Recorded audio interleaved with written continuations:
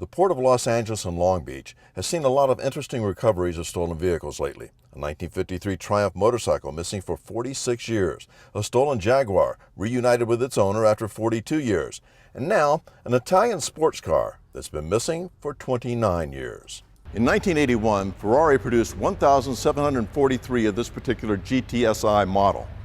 In 1987, when the car was stolen, the insurance company paid a claim of approximately $37,000 for it. Today, the market value estimated between $50,000 and $90,000. When this car showed up at the port, it was coming from Texas and being shipped to a buyer in Poland.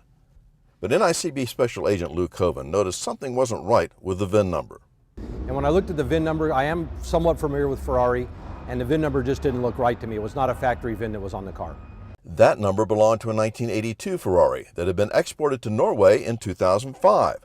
The car was taken to a Ferrari dealership in Beverly Hills, where a factory representative from Italy examined it and immediately came up with the true identity.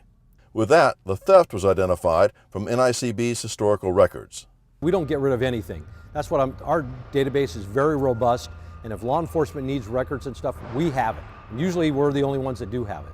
Turns out the car had been stolen while being put up for sale at a consignment dealer in Newport Beach in 1987, and the police still had the theft report.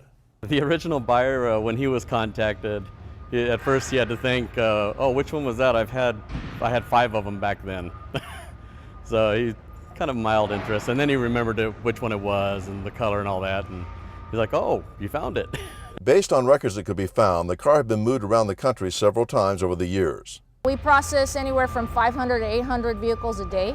It's not the typical vehicle that's going to be exported, so it warrants further investigation. The California Highway Patrol has processed the car, and now it's up to the insurance company that paid the claim to decide its fate. The original owner may be able to buy it if interested, or it will likely be sold at auction to cover the expense of the claim that was paid 29 years ago. From the Port of Los Angeles and Long Beach, I'm Roger Morris for the National Insurance Crime Bureau.